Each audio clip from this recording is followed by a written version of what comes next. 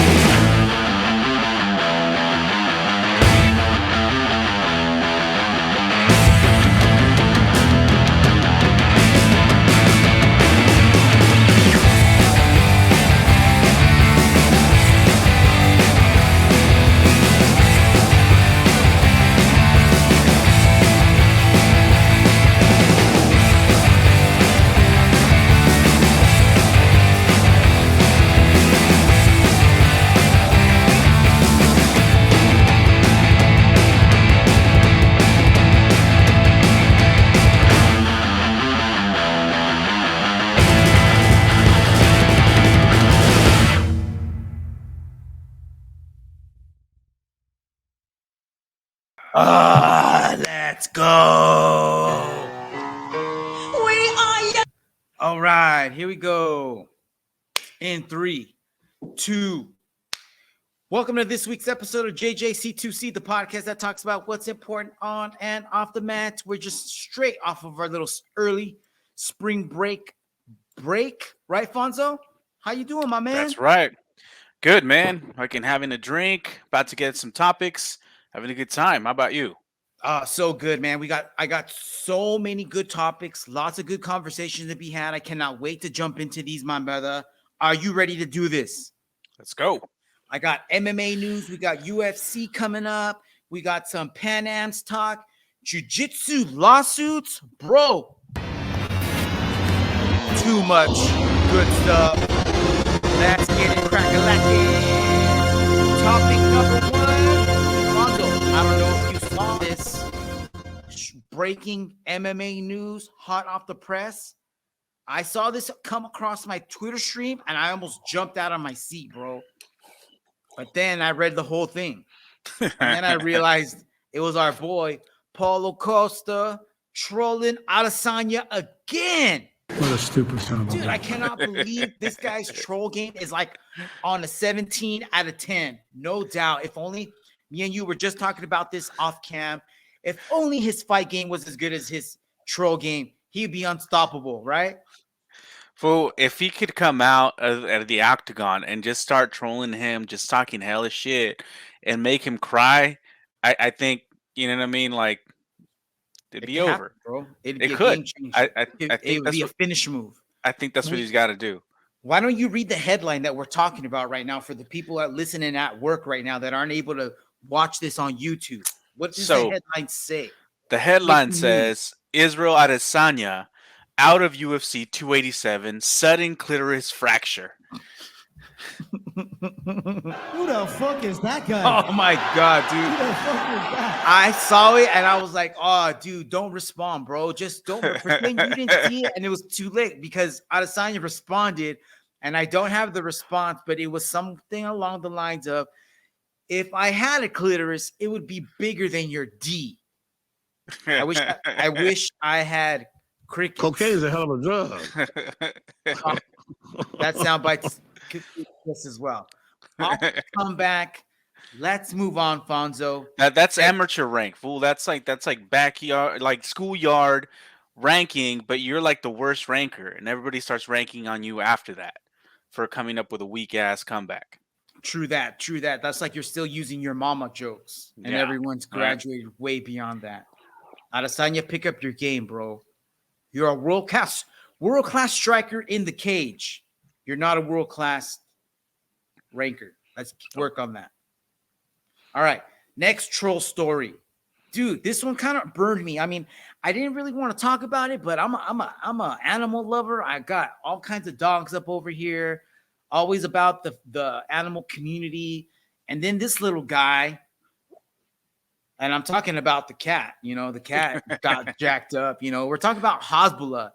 Hasbullah footage came out earlier this week of him smacking his cat around, maybe a little too aggressively, maybe even maybe even going after the cat the way he goes after people in his social media videos. What did you said you just saw the video, Fonzo? What'd you think about it? Yeah, Yay, man. nay, do you care, or should we just move on? Here's and not the deal, even give him any. Go for it. Well, all right. Look, I do care, man. It's a cat. I mean, I don't personally like I'm not a lover of cats, but fucking animals, man. You can't be fucking with animals like that. And I think he did get too aggressive. Now, do I care about Hasbullah? Not really. I mean, I never really cared about him before. I mean, some of his videos are kind of funny, but that's it. I never understood the fascination. True that. Now that I saw this, I was over the first couple of events, and then I'm like, okay. Right. Yeah. Now I just think he's a little asshole. Yeah, big time. Yeah, it's rather unfortunate. I don't want to see anybody get canceled. I don't want to see him lose his lifestyle or whatnot. But hey, man, there's lines to be crossed, and dude, there's no need to be doing this. Man, I hope that cat scratches his balls out. I'm just saying. Maybe not out completely, just kind of like fucking claws him where he's, I don't know. He's in pain for a little while. Cat waits till Hasbullah goes to sleep, gets his homies, and then wrecks chop on him. There you go. That's how you do it. Get your boy's little cat. All right. Real news. Let's switch gears and talk about MMA. We had a really big UFC fight night last week, dude. We were super pumped about it. I was a little sad that we didn't get to talk about it right after it happened. We're a week out from the results. The cards did not fall Chito's way. Chito got manhandled, I thought, and he ended up losing a split decision to Corey Sandhagen. I have here the scorecards. Before we get to the scorecards, Fonzo, what did you think about the fight itself? What did you think about Chito's game plan? Well, thank you, man. I appreciate that because I want to talk about and just give props to Corey Sandhagen because, man, he put on a fucking masterclass here. It was such a good fight to watch. I felt bad for Chito. I was going for Chito. I'm a Chito fan. And watching him lose in the way that he did and just get just, pieced apart, it was it sucked to watch it as a fan of Chito, but at the same time, man, mad respect for Corey Sandhagen. I mean, he earned that fight, and what we're gonna talk about next is not deserved, man. It's completely bullshit that happened. Hey, man, that's what I got to say about it now. What did you think? I just thought that was plain and simple Chito being Chito. You know what I mean? Coming out slow and not putting out a lot of output, letting his opponent set the pace, waiting till the very end for that moment to arrive, but that a moment never came.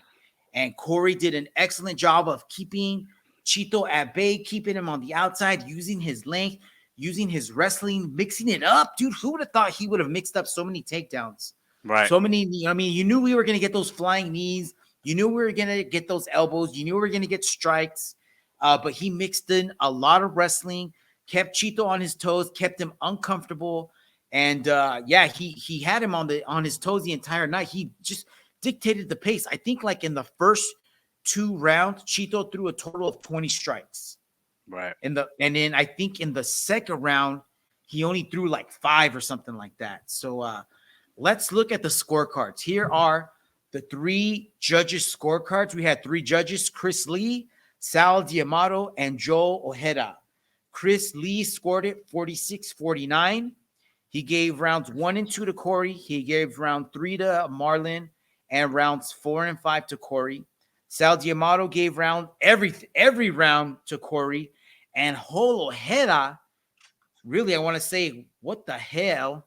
Because he gave rounds 1 and 2 to Corey, and then he gave round 3, 4, and 5 to Marlon. And I'm like, dude, what the heck? Fight were you fucking watching, bro? Because no way. I mean, okay, maybe you could give Marlon round 3, but no way round 4 and 5, dude. No way for round 5. You know, No, I don't no. know. I just don't see what this guy was watching. Actually, I really agree with Chris Lee's cards. I think that was a lot more representative um, of what the actual fight happened. But yeah, man, there's no way. There's no way. I don't. I don't understand this scoring criteria, and I mean I don't understand what he was watching here or what he was watching for. I arrived at this score, and I mean, what kind of that's I guess I've never also understood how somebody can be a judge. Like, how does somebody get appointed to be a judge for these fights, and what happens if somebody makes a questionable decision like this? Does it get reviewed by a board or at all? Absolutely Can it nothing get happens, contested? bro. I guess it can, but I don't think anything's ever happened. Apparently, this is the norm in Texas. So this isn't the first time that crazy shit happened. I guess there was like a show on Friday night, a smaller venue, smaller show. And I don't know if it was like bad judging or bad officiating, but apparently they go hand in hand in the state of Texas. So nothing new. Luckily, he was only one bad judge, and the other 2 guys did pretty good themselves. So the right winner came out on top. Luckily for the rest of us, what do you think's going to happen now, Fonzo? That kind of jacks it all up because I really felt like the UFC wanted Chito to win because that would have set up him and Sugar Sean down the line. You know what I mean? Maybe they could have made a number 1 contender fight, and then the winner there faced the winner of Aljo and Henry Cejudo in a couple of weeks.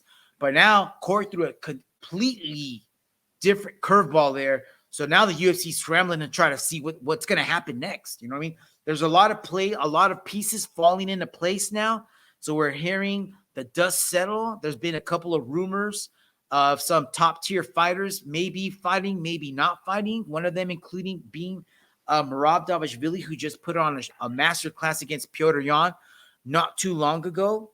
And it seems as though he was offered a fight against Umar Nurmagomedov, who's at the moment ranked number 11, but put up a super good fight in his last fight. And dude, number 11 versus what's Merab? Well, Merab's number 1 as of right now. So that's Crazy. That's kind of effed up to have him fight a number 11 guy. But damn, would it be a really good fight? So as of right now, it's just a rumor. Rumor is that the fight has been offered and Merab turned it down. And Umar's waiting to see what happens. Supposedly, Merab's nursing an injury. But dude, what do you think, man? How does this this shape up the bantamweight division? Well, here's the deal, though, man. Like by this tweet, it looks like Umar's already got another opponent lined up. So that's good. You know what I mean? Like it gives Umar to climb the rankings maybe a little bit more before he faces Merab. Because you're right, number 11 dude against number 1 contender. It's a little insulting. You know what I mean? Even though Umar did a pretty good job in his last fight. But yeah, I mean, I'd like to see him fight one more person before he can climb all the way to the top, or So I don't know what is it going to do. I personally like to see Rob Font, which we're going to talk about in just a little bit, because he's fighting in this next card. Yes. Kind of see what he does, where he ends up after his next fight. I think that's going to play a role in who these guys face in the future. I don't know about Sean O'Malley, man. He's good, but I mean, I don't understand why. I think he's just waiting to see what happens with Henry and Aljo, and then he'll get thrown in there somehow. Well, let's talk about that. Why do you think he doesn't want to fight? Why do you want to be a stand-in? Maybe just because of the weight cut, you know what I mean? Like just cutting weight for the money and not getting to fight. It's kind of like putting your body through the grind just to put it through the grind. You know what I mean? Chances of either of these guys missing weight is slim to none, I would imagine. You know what I mean? They're pros. They've been doing it for a long time. Henry hasn't missed weight in a long, long time. Aljo, I don't think he's missed weight at all. So I mean, I can kind of see it. You know what I mean? I can kind of see why put yourself through that, you know, and then just wait around. But at the same time, it's like you get paid for that, though, right? That's an opportunity. That's an opportunity that you're not answering. You're just letting it go right by, like it's gonna come again. Right. And you don't know what's gonna happen, dude. If they throw Merab in against Sean O'Malley, that's gonna totally derail his whole train because he's gonna be on him like a fly on, like white on rice, dude, for 5 rounds. And if you don't think he can do it, he's gonna do it. Right. Because I felt like Piotr has a better anti-wrestling game than Sean. Yeah. So whatever he was able to do to Piotr, it's going to be even worse for Sugar. So, hey, whatever. If that's what Sugar wants, he might miss his opportunity. Maybe that's going to come down the line. I know he's super young. Maybe maybe he's got the crystal ball. He knows what's coming down the pipeline. But that sets up other fights for him. If he's not going to take that chance, then someone else is going to. I don't think that they're going to need a backup for that championship fight coming up in a couple of weeks. So besides that, what's next? Rob Font's fighting Adrian Yanez. That's going to set up a contender right there. You know what I mean? Depending on how good Rob Font does or how good Adrian Yanez does, because Adrian's been starching everybody that's been on the other side of him. Now this is going to be a big step up in competition for him. I cannot wait to see how he does. This is going to be an ultimate test for him, but I think he's ready for it, man. Besides that, if we go behind him, that leaves Corey. I mean, I'd like to see Corey and Sugar. That would be a good fight if he doesn't want to fight Merab. You know what I mean? That could be something. But how about this? How about Umar and Song Yadong, bro? Ooh. Dude, that's a banger. That would be love to see that. Good fight. Song Yadong has got really good wrestling, really good takedown defense. He's got fucking hammers, dude. I like his power. He did really good in his last fight. And Umar is up and coming, dude. Umar, everyone thinks he's the next champ. That would be a really good test. And depending on how he does, that could catapult Umar into a top 5 fight. And if Song Yadong comes out on top, dude, that could push him into the top 5 as well. Maybe he can take on the winner of Rob Font and Adrian Yanez, or the winner of that fight takes on the winner of that other fight. I don't know, dude. Bantamweight division is really opening up. I don't know if Alger's going to stick around much longer, but I think he kind of slows down the division. I really like the way the other guys fight. I like the way the matchups go. It's not really, other than Merab's style, you know what I mean? Everyone's got hammers. Everyone got takedowns. Everyone can make the fight go where they want. So let's throw some dice down and let's see how they go, dude. I agree. Yeah, all right. I agree. See it happen. All right, Fonzo, let's switch gears here real quick and let's talk jiu-jitsu. I know you're not a big jiu-jitsu guy, but if I were to tell you, bro, I'm going to have you watch 7 matches, and of the 7 matches, 6 of them are going to end in submission. How would you feel about that? I'd fucking want to watch that shit. Right? Because for the most part, if I were to tell you, hey, Fonzo, I'm going to have you watch 7 black belt jiu-jitsu matches, 9 times out of 10, you're going to be like, oh, fuck, there goes fucking 7 matches. There goes 70 minutes of my life where I'm going to be watching guys play tug of war, and no one's going to get submitted, and someone's going to win on some pendejada advantage. Yes or no? Probably. That's usually the way I watch those matches, man. Not in this. That's why it's hard to appreciate sometimes. Meregali, like I said, he had 7 matches. He ended up getting 6 subs. I think I got 4 of his matches here. I just picked some highlights, but here's his first match in the black belt ultra heavy division. Finished this one with a sub. Before he got the sub, though, I think he racked up like 11 points on this dude. Maybe not. Shit. Maybe 9. Look, then he gets the bow and arrow. Let me rearrange your back, bro. Then look at this. Sweet pass.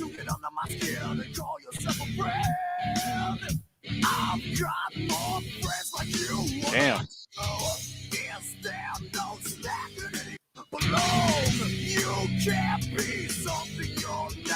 Look at this, dude.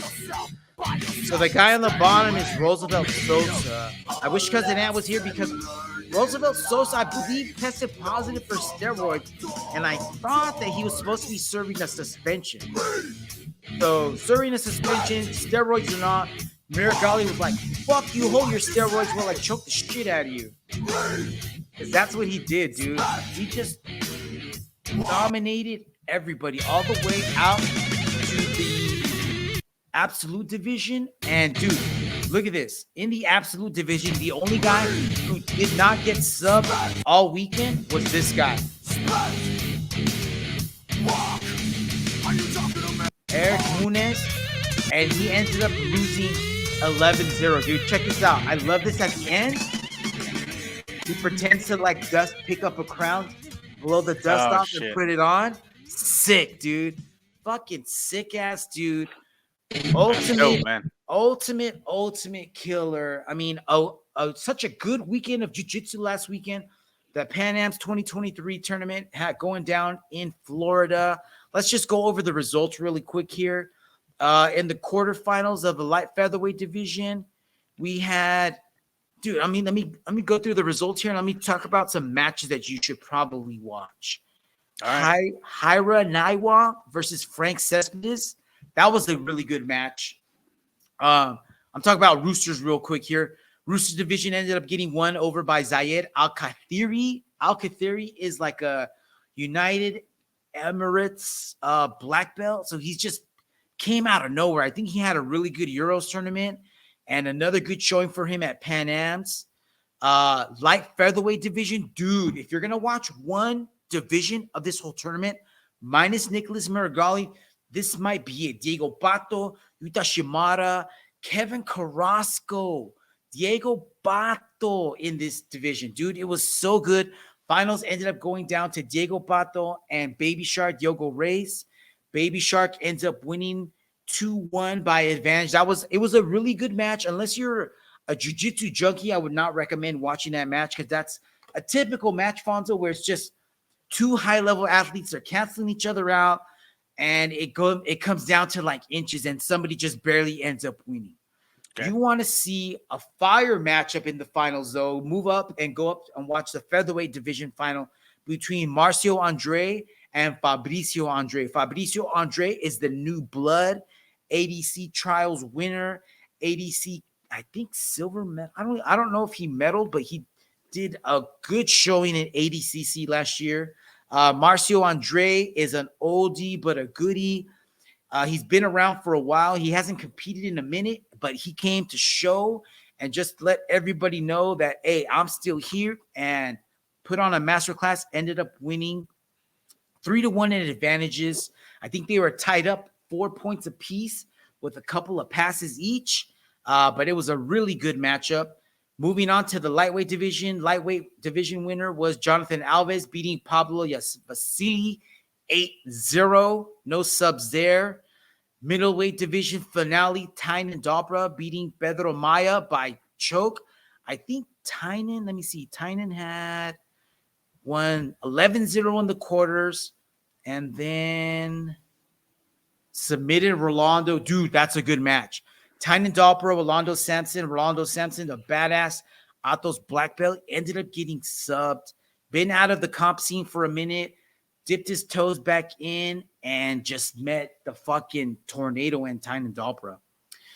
Medium heavyweight finale, we saw Gustavo Batista taking on Jansen Gomez. Jansen Gomez of Who's Next reality show, putting on a good showing in his first Pan Ams at black belt, I want to say. Ended up losing by 3 advantages. Heavyweight division was a smoker in the gold medal round, dude. Gold medal match ended up being Adam Wardzinski, freaking butterfly guard master versus Alliance black belt Felipe Babyface Andrew. Dude, this match is so good. If you're going to watch one match, this is another match you should definitely go watch.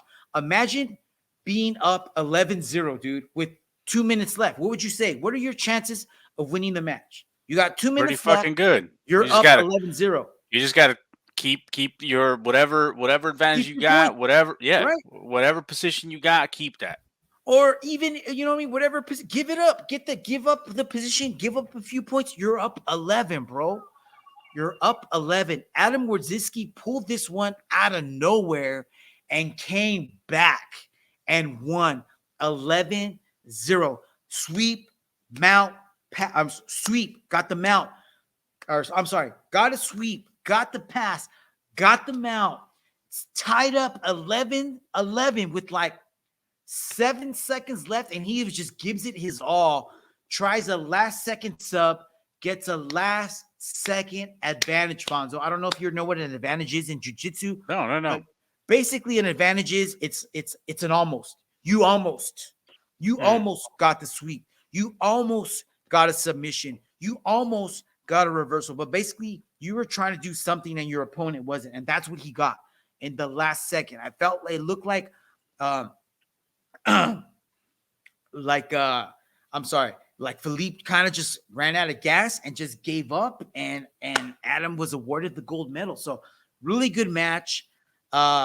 Super heavyweight finale. Eric Muniz, who ended up going on to meet Nicolas Meregali in the finals, ends up winning this against Felipe Costa via arm triangle. Or I'm sorry, Ezekiel. And then ultra heavyweight finale, Nicolas Meregali takes on Yatan Buena, and then he ends up securing the back choke, one of his many subs that he caught all weekend long. Let me go over the open weight division here, the absolutes. Nicolas Meregali took on Roberto Jimenez, choked him out. Eric Muniz took on Matthias Luna, ends up winning 6-0 on points. Guillermo Agosto took on Jonathan Alves and ended up winning by one advantage because it was tied up 2-2. Demetrius Souza taking on Javier Barter. He ended up winning 16-0, bro. Damn. Yeah. In the semis, it was Eric Muniz taking on Guillermo Agosto. Eric Muniz ends up advancing via choke from the back. Nicolas Meregali taking on Demetrius Souza, choke from the back. And in the finale, we saw Nicolas Meregali taking on Eric Muniz, and he ends up getting the W via points, winning 11-0. Really good Pan Ams tournament. Lots of good matches to watch. I'll be going back and maybe making a highlight reel or a awesome playlist of matches for us to go back over and watch later on. So something good to look to. Yeah, hell yeah. Let's switch gears back, Fonzo. I'm downshifting, bro. And we're talking about MMA. Here is some news that leaked out earlier this week. Sounds like your boy, Leon Edwards, is going to be defending the strap against your boy, Colby Chaos Covington, I want to say like July. And it sounds like they're going to be fighting in London. What do you think about this matchup, Fonzo? Deserved? No? Are you excited about it? I'm on the fence here. I mean, it's not a bad matchup by any means. You know what I mean? We know Colby. Colby's good. Colby's got good wrestling. He's athletic. He's got serious skill, man. And Leon Edwards, well, we just fucking saw what he can do now. You know what I mean? Like, did I want to see this fight? Like, if you ask me, like, hey, do you want to see Colby versus Leon? I'd probably say not really. You know, I'm sure there's more exciting fights to make. But it's not a bad matchup. You know what I mean? Am I going to watch it? Yeah. Hell yeah. You know, I will watch it. I think it's going to be a good fight. I think Edwards is going to end up, beating Colby. I don't think Colby's going to end up. I don't think he's got what he takes. I mean, if he couldn't get through Usman, and Usman's wrestling couldn't get through Leon, I don't see Colby doing anything here either. So, that's my 2 cents here. You look like you want to pick this apart. You got your bib on there. I'm putting a little bib on here, and yeah. I would be like eating this fight up if Colby had been more active as of recently. You know what I mean? Okay. I know that we're hearing talks of Shavkat and Bilal. Right. I would love to see. I think that whoever wins that fight would be more deserving. Let's set that fight up immediately, like within the next month or two. You know, April's next month already. Something April's now, bro. right? Oh, you're right. You're right. We are in April. My bad. Let's set something up in early to late May, and the winner of that gets a title shot in early fall against Leon. Because as of right now, I mean, I don't know, or give Colby a fight. Have Colby fight either Bilal or Kazmat, or I'm sorry, Shavkat, and then I would say he's deserving of this title shot. I got this little screenshot here of Colby's resume. His last fight is against Jorge Masvidal, W. His last 2 losses are against Kamaru Usman. Before Jorge, he beat Tyrone Woodley. That doesn't look good. Before that, he beat Robbie Lawler. Before that, RDA. Before that, Damian Maia, blah, blah, blah. It's not a very impressive resume. Even though he's been fighting once a year, okay, he's been more active than I thought, but it's still not enough to say, yeah, to give him a title shot, bro. Throw him in there. Why? I don't understand that. There's other. He's Dennis boy, man. He is, and I mean, and there's no way you can't say that he isn't. Why would you do this if he isn't? You know what I mean? You can't say he's a top 3 fighter. You can't say he's cracking down the door of a top contender because he's not. Nope. You know what I mean? He got the shit beat out of him by Kamaru, who just got the shit kicked out of him by Leon. Mm-hmm. Kazmat's not even in the division no more. Bilal's right there. Durinho's fighting Jorge. And then we got Shavkat at 6 and Wonder Boy at 7. So as much as good of a fighter as I think Colby is, and I actually think Colby will beat Leon. You think so? I think so, dude. I think Colby. How?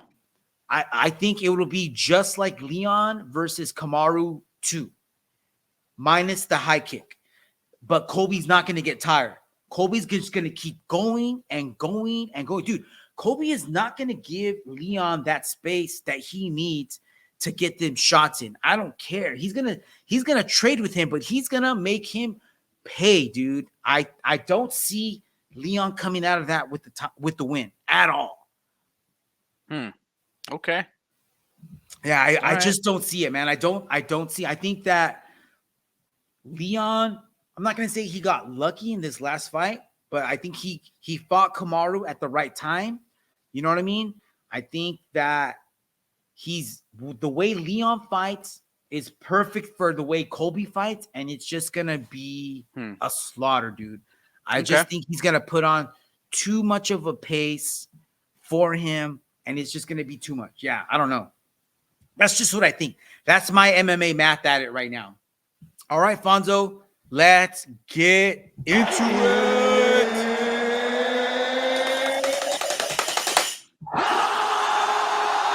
UFC 287, bro. We've been waiting for this since the last Adesanya Pereira fight. Let's get into this card, bro. Let's get into it.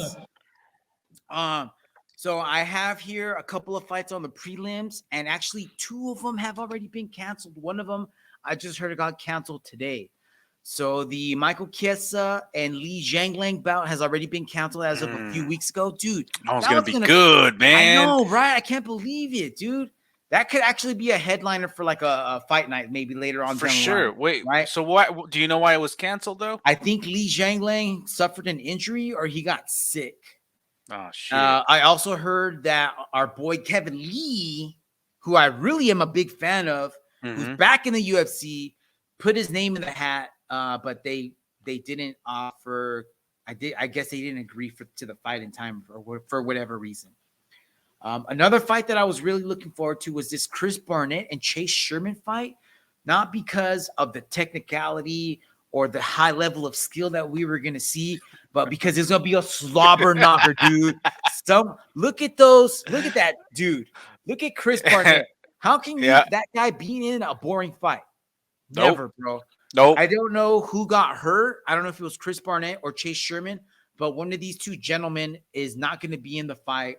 But they did already secure a replacement. So this card this fight's still going to be on the card. I just don't know who the other opponent is at this moment. So maybe once we're done recording here, I'll look it up and I'll make a post about it. So let's just jump into the main card. You ready, Fonzo? Show. Dude. Oh, actually, one prelim fight, if you don't mind. This was Go ahead. actually a fight that I think was supposed to be on the main card, but it got bumped down because of Raul Rosas Jr. hype train. And I'm talking about Wow. Chris Curtis taking on Kevin Gastelum, fighting for the bottom 15 of the fighters of the welterweight division? Oh, middleweight division. Middleweight. So this is number 14 and number 15. Loser leave town rankings matchup. I think this is going to be, dude, Chris Curtis, he's a grinder. He's an oldie, but a goodie. He's been on a little hot streak. He gets hot. He gets cold. He gets hot. He gets cold, but he's always there. He's always consistently there. And Kelvin, dude, Kelvin's been to the top of the mountain and back, and he just can't seem to get his way back. He might be on his way out. That's exactly what I think, man. What do you think about this fight? Do you think that if he loses this fight, he's done in the UFC?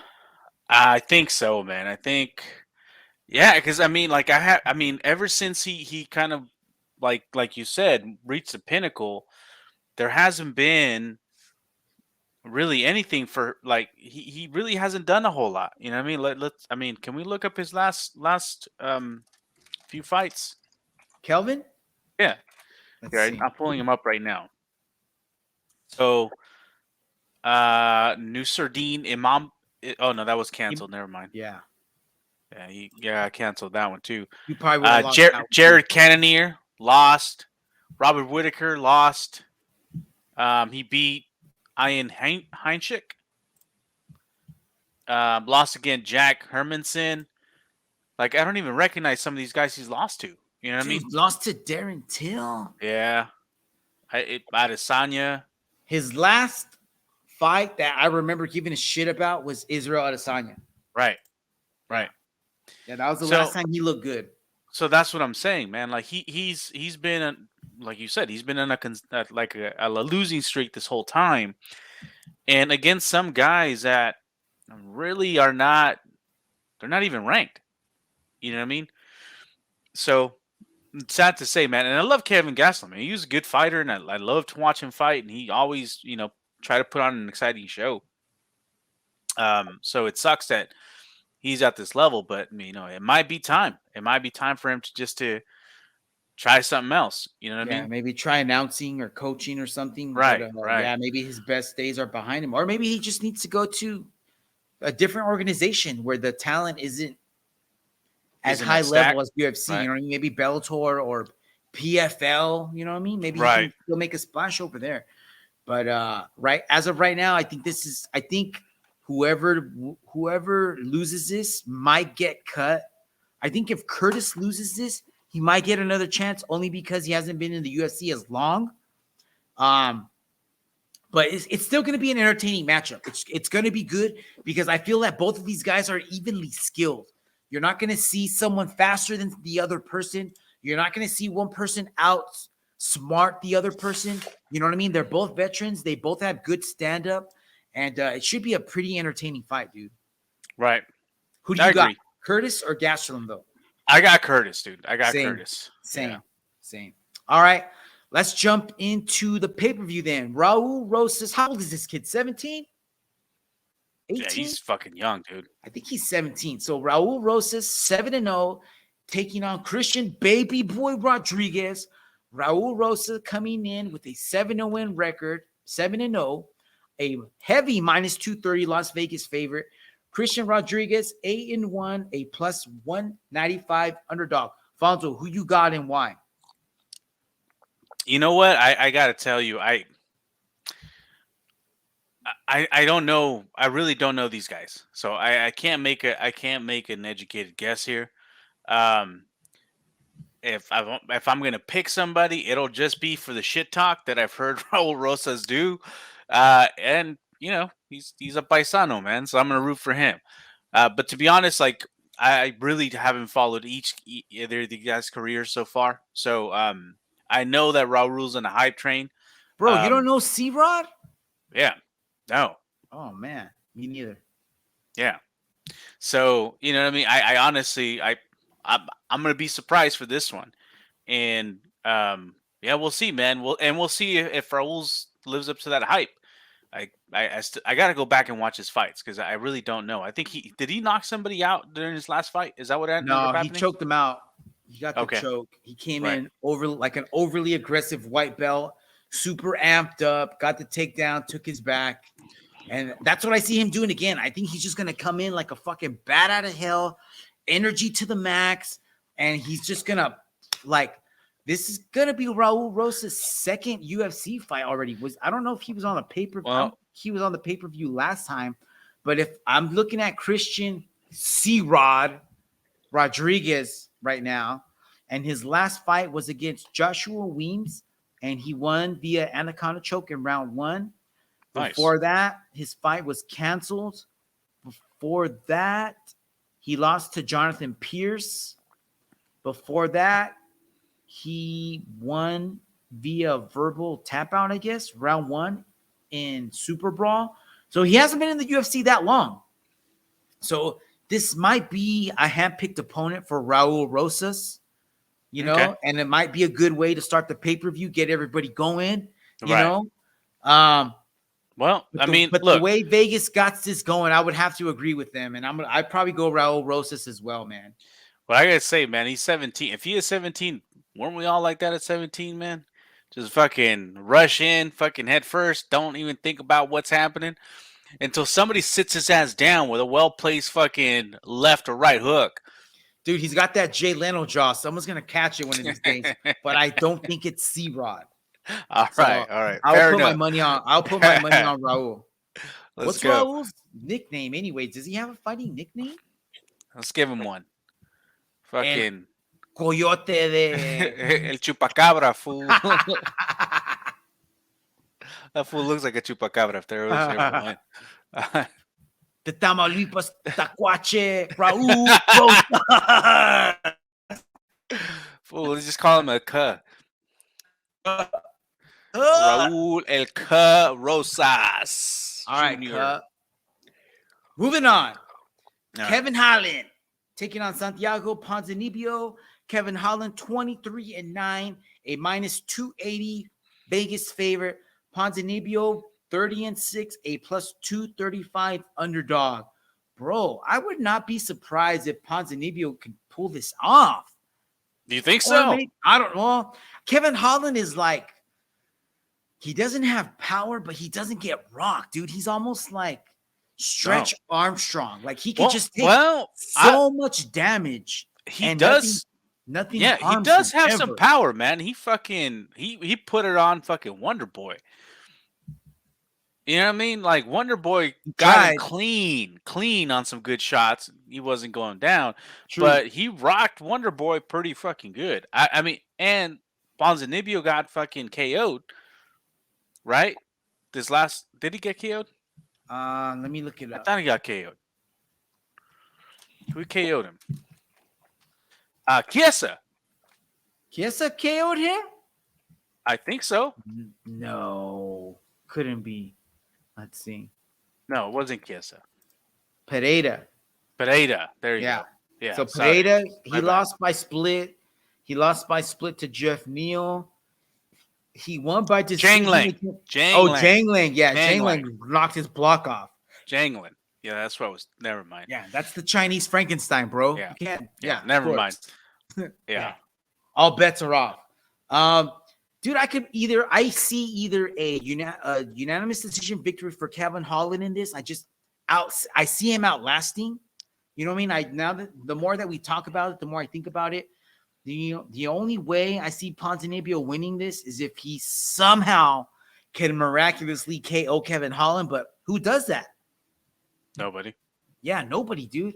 So I would No. imagine this is going to be another 3-round war. Kevin Holland's going to take some damage, but he's going to just dish it out. He's going to be on his bike all night. He's going to be hitting as he's backing up. Ponzinibbio is going to be running into some knees, running into some elbows. He might get a takedown here or there. Hopefully, Kevin's been working on his wrestling and he's able to get back up. But yeah, I think he's going to pull this off, man. I think he's itching for a victory because if you look, his last two losses, his last two fights, L over Wonderboy Thompson, L over Kazmat Chimaev, But before that, he beat Tim Means. He beat Alex Cowboy Oliveira. And then before that, there was the no contest against Kyle Dawkins. Then there was the loss against Marvin Vittori, and then the loss against Derek Brunson by decision both times. And both of those guys just wrestle fucked him. So I don't think Ponzinibbio is going to wrestle him. He's going to try to stand and bang, and that's what Kevin does. Kevin likes to trade. He likes to be on his feet. He likes to throw strikes. And it's going to be an interesting fight, I think. Kevin needs to work on his fucking technique, man. It's a little sloppy. It's big fucking time. Yeah. And I'm just like, man, you can't wrestle. You know what I mean? Like you gotta. But dude, he's got two things going for him. He's got a chin and he's got cardio. He needs to weaponize his strikes more. Either I don't know if he can generate KO power. I don't know if he can generate some new technique that's going to lead to knockouts. But if he's got those two things, he needs to use those to his advantage and generate wins instead of just trying to grind everybody out, because he's taking a lot of damage on his way to these victories. Right. Well, what I was going to say right now is that he's got enough power to make people respect his fucking his right. He's got enough power in that because he backed up plenty of opponents, and like I just talked about Wonder Boy, he backed him up a couple times. Wonder Boy didn't want to have any of that, so if he's able to kind of like tighten up his fucking striking, he can get some good stoppages, because if he lands a few good solid punches and then follows up with some good combos that gets his opponents backing up, that's all you need sometimes. You know what I mean? So he might not knock somebody out clean, but he could put it to him. But that's what he needs. What I think is going to happen is, I think you're right, man. I think Holland is just going to end up outworking him. Karate out point. He's just going to karate point him, dude. That's it. Accumulate points, win hopefully on the judges' scorecards, and pull out a split decision or a unanimous decision for sure. Right. Next fight, dude. This is going to be a banger. Two stand-up guys that are just going to try to knock each other's head off. Rob Font, 19-6 versus Adrian Yanez, 16-3. Adrian Yanez coming in as a -180 Las Vegas favorite.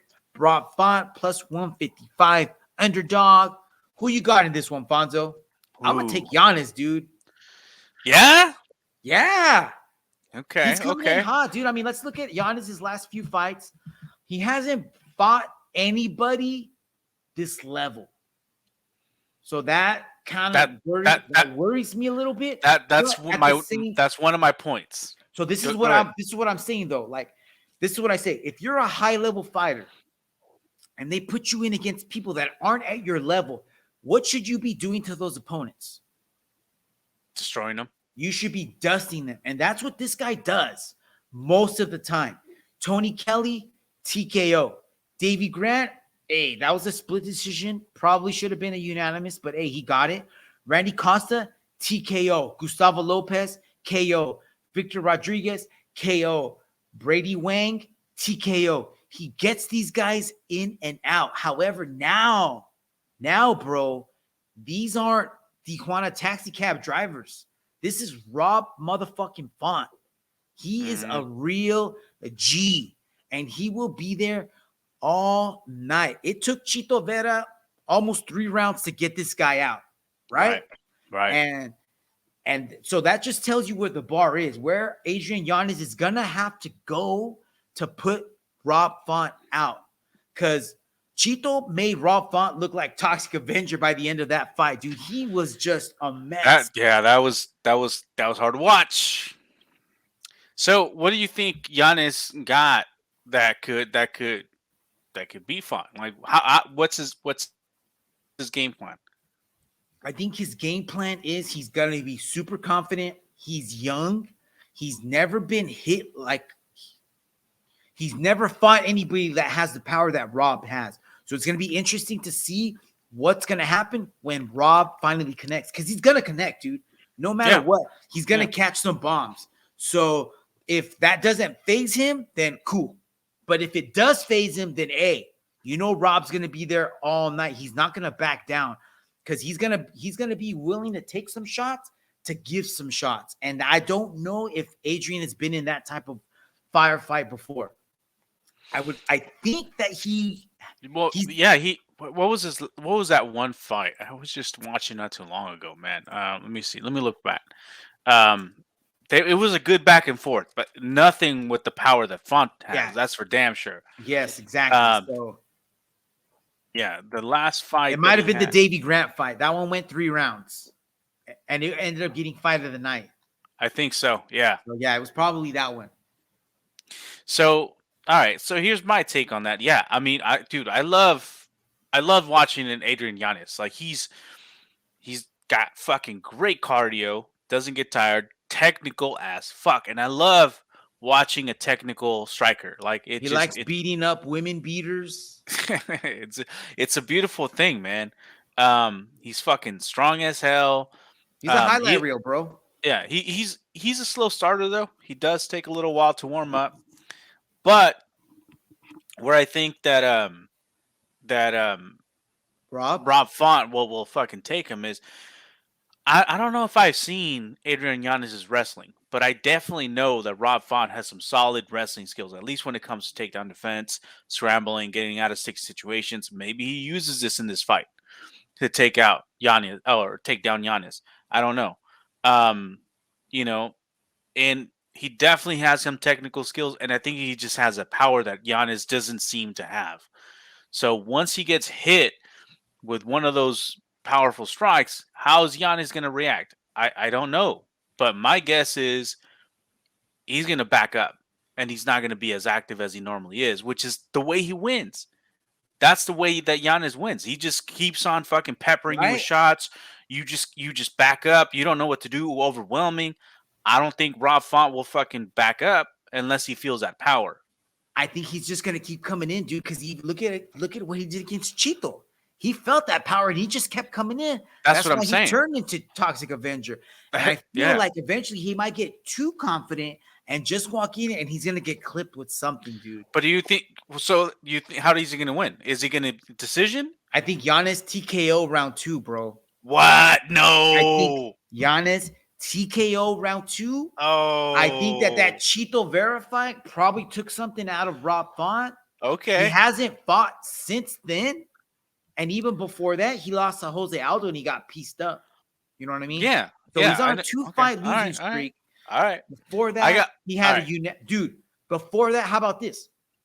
Before that, Rob Font went 5 rounds with Cody Garbrandt. And who won? He did. He won. Exactly. But dude, Cody gets knocked out by the door closing. How come Rob Font couldn't knock him out? All right. It's like, hey, what's that? It's just my phone vibrating. Cody, get up, fool! Just my phone, bro. It's Instagram notification. Pick this motherfucker up. Get him off the floor. Oh shit! What a stupid son of a bitch. Real talk though. This is gonna be a banger of a fight, bro. Well, all right. I got Font.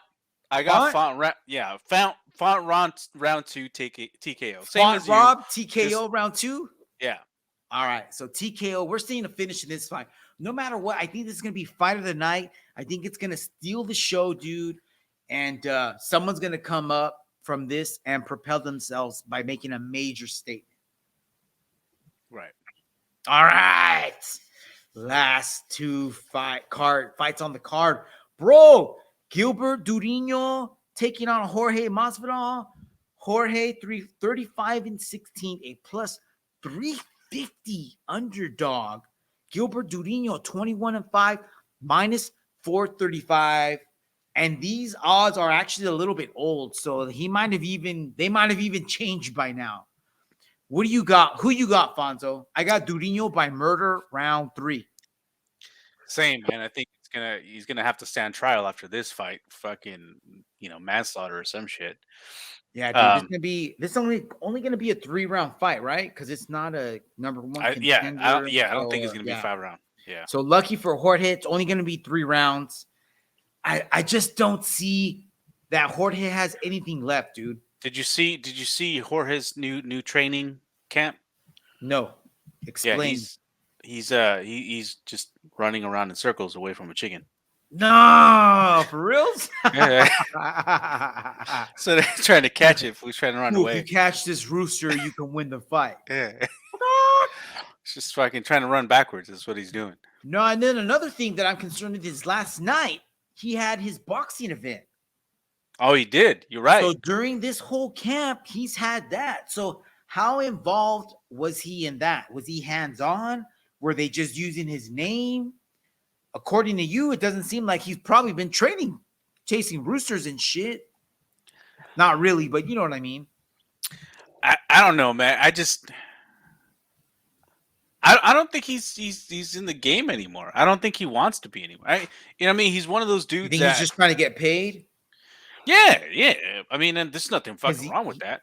No, You know what I mean? Not at all, right? He's on a 3-fight losing streak. Yeah. His last 3 wins are against people that aren't even in the UFC, let alone MMA.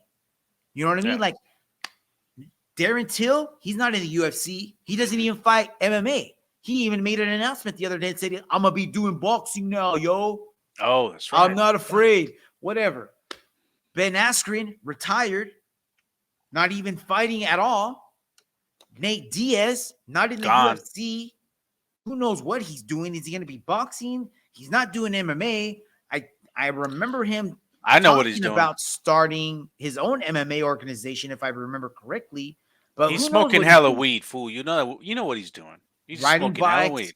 playing on his slot track racetrack. Yeah. Dude, I heard he's got a sick ass racetrack in his house. Let's go. No, I'm kidding. I just made that up.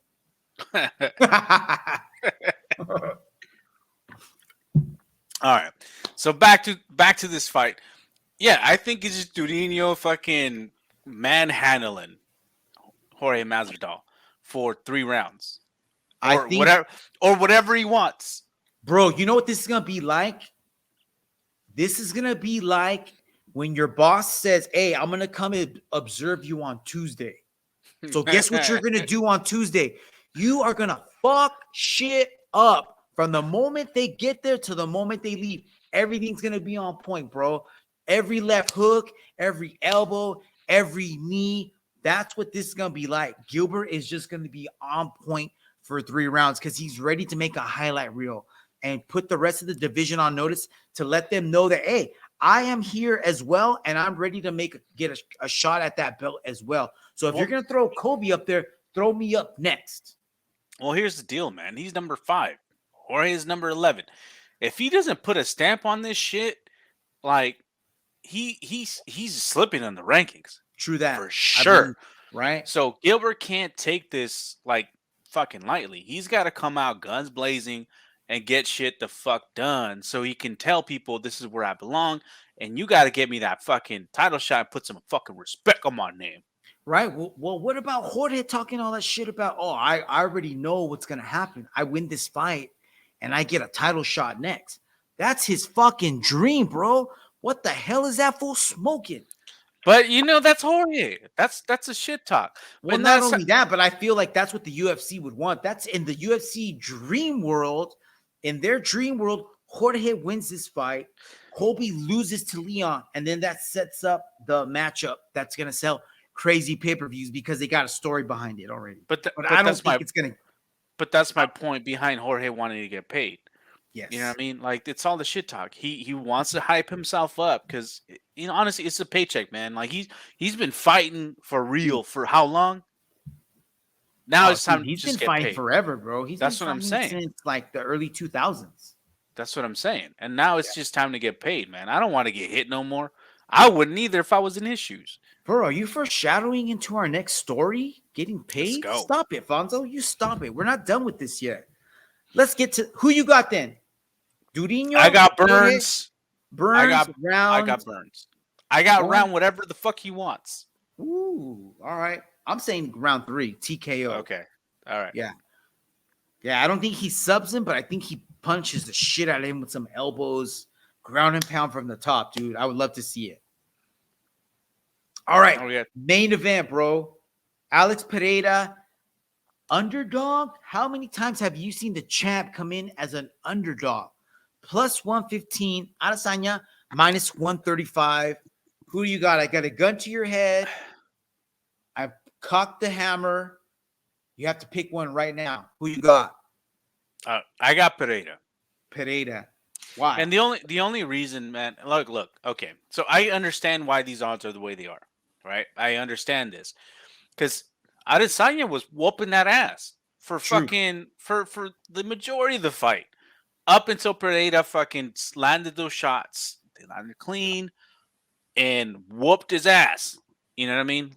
And that's what happened in what was it, the second fight that they had in their kickboxing? Yeah. When you got dropped?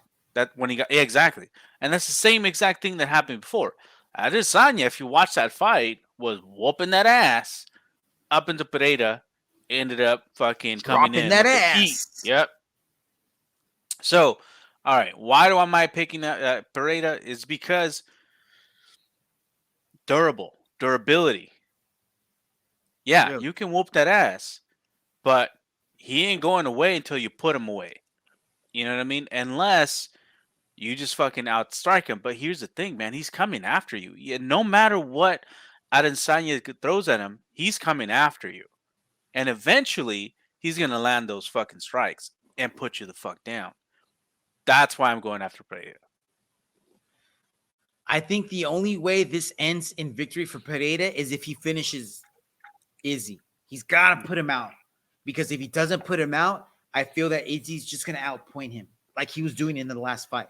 And I think, I think that's what's going to happen. Because I made the same mistake with fucking Usman and Edwards. Leon? Yeah. Dude, but it's so hard to beat somebody 5 times in a row. So hard. Unless you're Pereira. True that. Unless you got like some Brazilian brujeria, Amazonian, whatever going on, magic. I don't know, dude. It's going to be a good fight. I cannot wait for it. It's going to be a banger of a fight. I feel like Izzy's just like, I don't think that he can not win one. Eventually, he's got to get one. You know, and I just feel like the clock is ticking. You sound like fucking gambling junkie at fucking Tachi Palace trying to fucking win and score after you lost your whole paycheck. That's what you sound like right now. I would love for Pereira to shut the door on this and end with like a TKO round 3, bro. Like that would be sick. That would be a defining moment to be like, all right, we don't need to talk about this no more. Adesanya, go to the Ultimate Crocheting Championships and hope that Alex don't follow you over there, bro, because you cannot win against this guy. Just give it up, dude. Like, become a guard.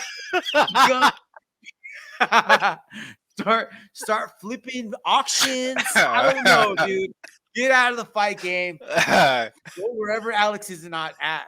But Alex got his number, bro. You know? So you got who you got? Honestly, dude, I just think that this is like a monster truck against a Ferrari. And okay. And it's not a what the fuck does that mean? Dude, that's exactly what it means. It's like Adesanya is a Ferrari, dude. We're not street racing. This is a fucking destruction derby, and you're not built for this shit. Alex is gonna piece him up.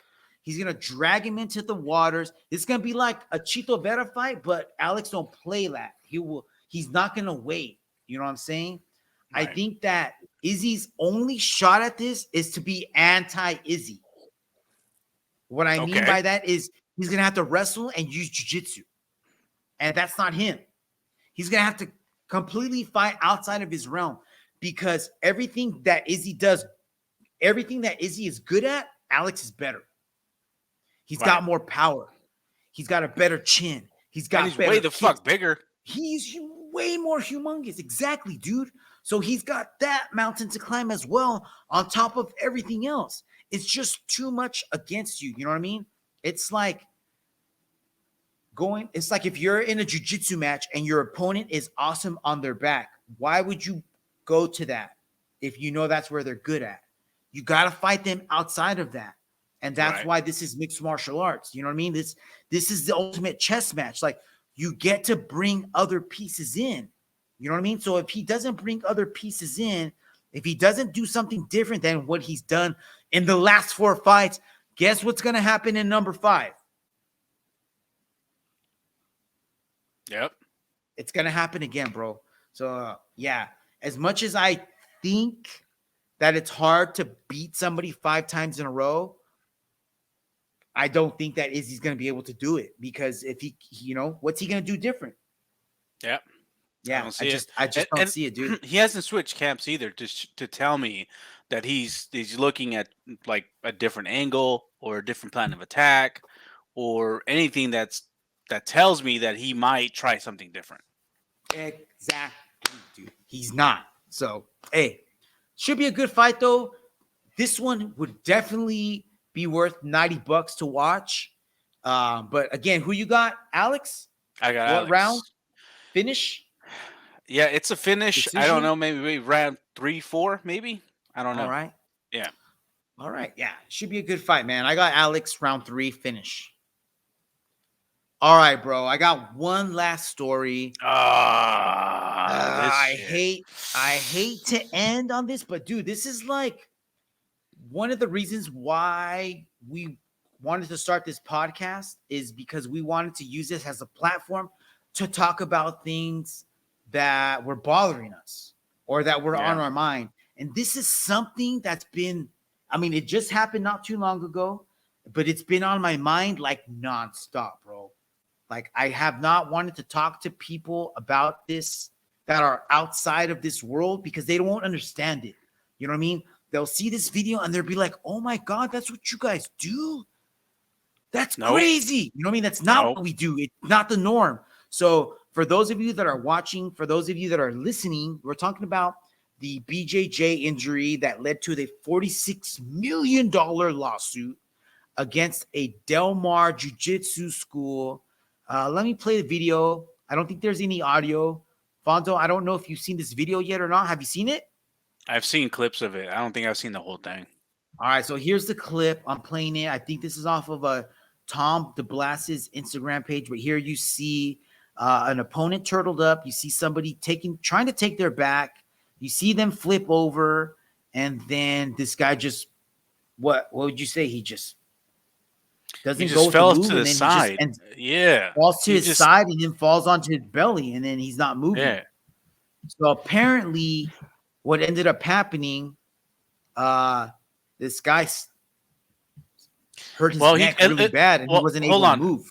Hold on. It looks like the dude on the bottom tried to maybe like use his head to kind of like spring out of this, because he was in turtle, right? He was in turtle position. But he used his neck as a post. He used his head as a post. Right. He used his head as a post, and then he kicked his right leg back to get the guy on top out of position, which I've never seen anybody do.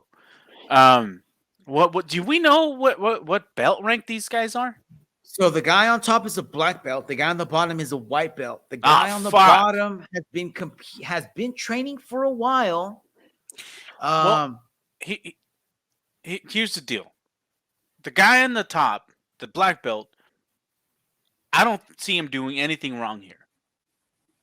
There's nothing malicious. So by the way, let's preface this with you have trained in the past, right? Yes, I have. You train more. You're not a novice. You've been around the block, but you don't train every day. So you're looking I'm still a white belt. You're still a white belt. So you're looking at this through the lens of a white belt. So what would you say if about this right now? Would you think this is anything malicious? Do you think there was any intent behind this, or just this like an accident to you? Well, okay. So first, I'll just say this looks a straight up accident, because here's the deal. As a white belt, like, yes, I've trained maybe a couple years, you know what I mean? As a white belt in jiu-jitsu, I've never ranked up just because I've never been consistent. But as a white belt, what I can tell you is you don't know what the fuck you're doing. You know, you have your partners around you and they're doing shit, and you're just trying to react to whatever it is that they're doing. And sometimes when you have a black belt, and I've rolled with black belts, they go easy on you. You know what I mean? They know you're learning. And what I'm seeing this guy do on top of him, he's on top. He's not trying to be aggressive. He's not trying to go for a choke. He's not trying to do really anything that he could have done. Like, he could have done anything. He's just kind of holding him in position, which normally if you have a good sparring partner, that's what they do. They put you in bad positions so that way you can try to get yourself out of them, right? And that's what I see this guy doing. Is this black belt is on top of him in a bad position, and the white belt is trying to figure out how the fuck to get out of this position, which is what I would do. So let me show you real quick what move the guy was trying to do. This is called the famous Leo Vera back take. Zoom is great to interact on a call. But when it comes to doing podcasts, you have to be using Riverside. What are you doing if you're not using? He came with me.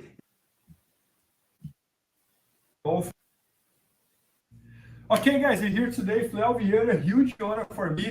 He's the founder of Checkmatch, and he's also like 2 times ADCC champion and one of the most well-known grapplers in the history of the sport. And he's very, very well known for being that type of guy who knows every single technique in jiu-jitsu. All right, so I'm just going to fast forward to the move, all right? So Right, the guy is turtled up. Opponent is on his back.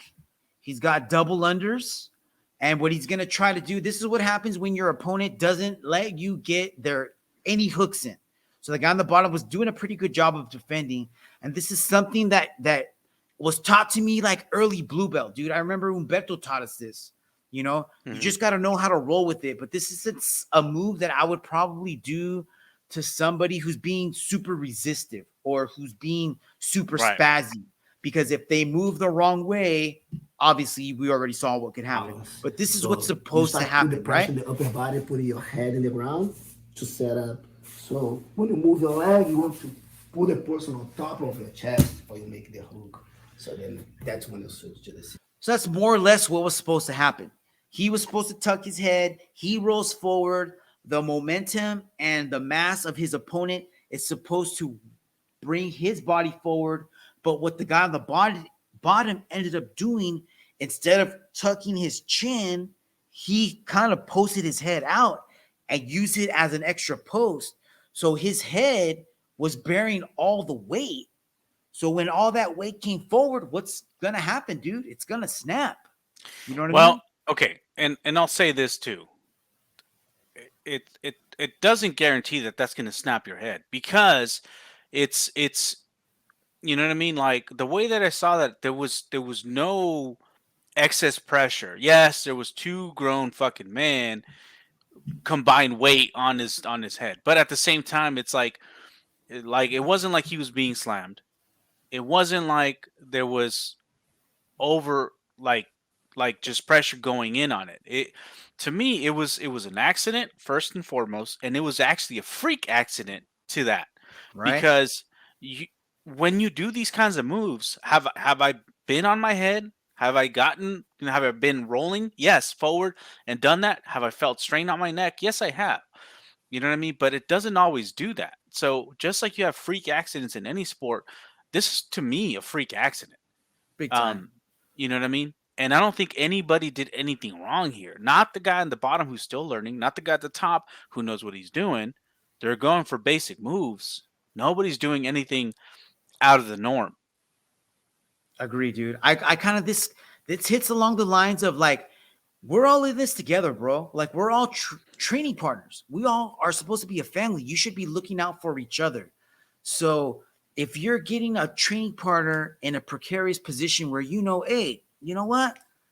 I don't know if this guy's going to react in the way he should be. Maybe I shouldn't be getting him in that position. If at any time in a roll that thought crosses your mind, don't do whatever you feel like you were about to do. You know what I mean? Right. Because that could end up in a very dangerous situation. You know what I mean? A lot of times, I can tell you on numerous occasions where I've seen training partners going at it and ego gets involved, and a person should have tapped at a certain time and they don't. and now they got an injury, and now they're out for like a month or 2 months or 3 months. Or you're the person who's applying the submission, and you know you already got them in the position where they're about to give up. Give it up, dude. That person's got to go to work tomorrow. You want that person to be in class the next days so that you can train with them. Why would you try to do something because it's going to make you feel good or make you feel like you're a badass to put somebody out? Dude, just let it go. Not only that, sometimes you got to look out for your partner's best interest because maybe they don't know. So let go of that wrist lock. Let go of that arm bar. Let go of that choke before it gets to that extreme and just reset. Start over. It's not going to, if you got him there once, you can get there again. You know what I mean? But if you do what you're about to do, you're not going to be able to get to that point again. Does that make sense? Right. And here's the thing. None of that was happening in that video. None of that. No, none of that. No malicious intent, I thought. Nope. Or that I saw, right? Yep. So go ahead, Alfonso. Yeah. What I was gonna say is, man, and when you do have those partners, because all right, yeah, I may be a novice in jiu-jitsu, but I've been training a lot more in Muay Thai, kickboxing, that kind of stuff. I'm not an expert in that either. I think I'm a little bit more skilled in stand up than I am a ground game. However, what I can tell you is when I train with new guys, because they're the same, you know what I mean? They're the same. They'll do spazzy shit when you're training with brand new guys. And one of the things you do is you just school them. You're like, hey, slow down, man. Like pull. You don't have to hit. You don't have to throw your punches full speed. You know what I mean? Like we're training. Relax. Just relax a bit. I've had to do that recently with one of my training partners, and it's like it's cool. They're like, oh, okay. I didn't realize I was going that hard. And yeah, no worries. It's all good. Just remember, man, I got to go to work tomorrow. You do too. Right. Just like you said. You know what I mean? Like we're here to help each other learn and grow and get better skilled, not to hurt each other. True. And in this video, nobody was doing anything that's out of the norm, which fucking sucks because now you got this fucking lawsuit. Dude, where do you go from here? So that's what I'm talking about next. So, I mean, the injury, you know what I mean? It's bad for both people. It's bad for the guy that got hurt. It's bad for the person that hurt the individual. And you feel bad. Exactly. For both people. Right. You know what I mean? All right. So one of the things that irks me the most about this is that somebody from our own community chimed in and used this to promote his own to promote his own issue, to promote himself, to promote his brand. And on top of that, charge a shitload of money, dude. So let's go over this. I'm going to get to that in a little bit, dude. You're going to be surprised like an MFer, all right? So this is Renner Gracie. I don't know if you know who Renner Gracie is. I recognize the last name. Renner Gracie is, who's the guy, the UFC fighter, the 135er, not Brandon Moreno, the other guy. 135er? Yeah, or 45er, maybe. Brian Ortega, I'm sorry. Okay. So Renner Gracie's Brian Ortega's jiu-jitsu coach. You remember seeing him? Oh, Renner Gracie also used to be Ronda Rousey's jiu-jitsu coach. Remember that? So that's Renner Gracie. Renner Gracie's also the guy that tried to sell like some stupid ass hoodie on Shark Tank a while back. I'm glad you don't know. Renner Gracie is the one that lied to fucking Ronda Rousey about her skills. Renner Gracie also promotes online Gracie University jiu-jitsu shit. So like you can take online jiu-jitsu classes and earn up to a blue belt, I want to say. All right. Fuck. So he was asked to be a expert witness on the behalf of the gentleman who was injured. And this is what he said. This is posted by Trumpet Dan on the our jiu-jitsu subreddit. And it's titled Renner Gracie Deposition Quotes. Brazilian Jiu-Jitsu are from white to blue to purple to brown to black to red, with the red belt rank being the most advanced rank in the sport. The white belt is the least rank in the sport and denotes a beginner with little to no experience. It is industry custom for beginners to have courses separate and apart from advanced practitioners as to ensure the beginners receive the proper care and attention pursuant to industry standards. Beginners should complete an industry course to learn basic techniques in a safe and responsible way without this the guy. dangerous. Dude, seriously. So he just goes on and on to basically say, like, hey, this is how we do it at our school. This would never happen. If everybody followed our curriculum, this would not happen. Instructor was being negligent. Instructor spiked his student and ended up causing the injury. I was like, whoa, bro, whoa. You weren't there. You don't know.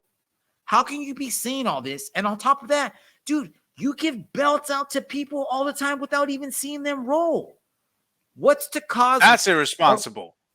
Big time, dude. What's to say one of your students hasn't done something that you don't even know about right now? What a crock of shit. So not only did he say that, and that already irks me, his testimony alone, kind of skews it. And you're like, why would he say all that? Why would he throw this instructor under the bus? Well, it's kind of messed up, right? So let's watch this next video, dude. And this next video answers a lot of questions as to why. Part 2 of the Del Mar Jiu-Jitsu Club lawsuit. So this video is by Alex Wedling. Alex Wedling is an MMA journalist, up and coming. She goes to a lot of shows, conducts a lot of interviews. But check out this scoop and wait till you get to the very end, and we're gonna break down this number, dude.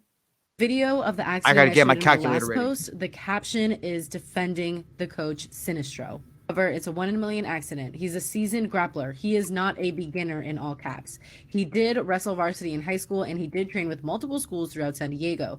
He may have been a wipeout, but he competed before in my events. He goes on to say, but the headlines are misleading. May I also let you know he is not paralyzed in all caps. Oh shit! I came across the video of the accident. He's not paralyzed no more. This Facebook post from a man named Dan. He argues that to call Sinistro negligent is frankly insane, and then he goes on to explain the Leo Vera backtake that he was going for. He also points out that the injured party had quite a bit of grappling experience, and in no possible reality should be described as a beginner. But the most interesting part to me is that he called out Renner Gracie for being a control, money, and attention-hungry parasite. For expert witness testimonies, he billed 42 hours at $3,000 an hour. Dude! What the? Wait. Say that again. How much? 3,000 an hour? 42 hours. And I want to talk about a mistake I keep. 42 hours, $3,000 an hour. That's $126K. What so he charged that lawyer $126K to testify on his behalf. I guess that fucking paid off for fucking $46 million payout. You pay me $126K. I'm gonna say whatever you want me to say. Yeah. So yeah. So Henry, fuck you. He's a piece of shit, dude. Well, he's always been a piece of shit. He's always been. This is what I've always said. He's always just been about the money. You know what I mean? Selling belts online, opening schools up, never showing up. He doesn't know what's going on. Selling these crap ass sweaters on Shark Tank. Thank God they didn't invest in it. Whatever, dude. My 2 cents is I don't think there was anything negligent happening. Should he have been doing that move against that white belt? Maybe not. You know what I mean? When you feel that they're being that resistive, say that move for another time against somebody else. But I don't think it was malicious. That guy competed. He knew what he was doing as well. He's not paralyzed anymore. It sounds like he's doing very, very well, luckily. Should he get any of this money? I don't know. That's not up to me. But should he be getting $46 million and ruining this guy's life? No way, dude. That's nuts. That's unheard of. To me, besides the award, right, of the money or whatever, to me, the biggest, like, I guess, impact is what this is going to do to all jiu-jitsu schools. Yes. It's going to hurt. I mean?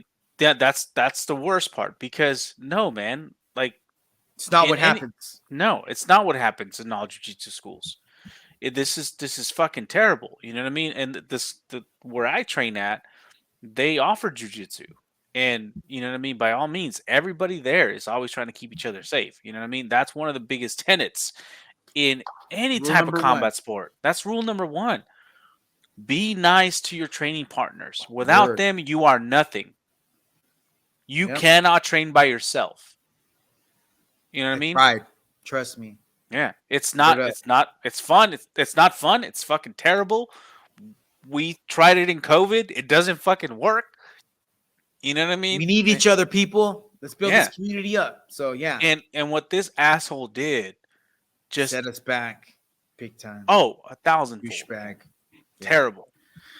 So that's it. That's the last story. I hate to end on that note, but hey, it gave us something to talk about. We got it's fight week, Fonzo. It's gonna be an awesome week. Cannot wait.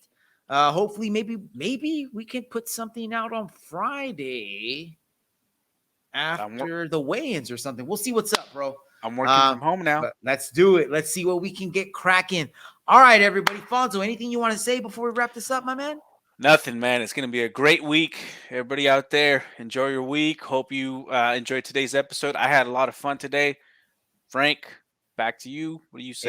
Hey, great week. Thank you for the week off, everyone. Hope you enjoyed this episode. We got lots more news and comments coming for you next week.